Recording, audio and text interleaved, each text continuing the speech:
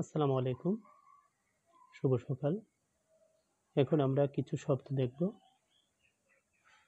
শব্দগুলো হলো আদালত, আলেম, ইনসান, ঈদ, উকিল, এজলাস, সনদ, দলিল, রায়, মুক্তার, মুনসেফ, কেচ্চা, মহকুমা, বাকি, নগদ, দোয়াত, গায়েব, খারিজ, কলম, কানুন, এলেম, উজর, কিতাব।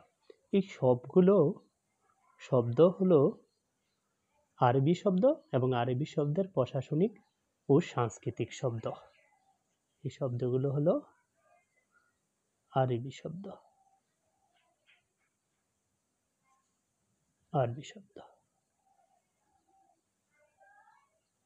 ধন্যবাদ।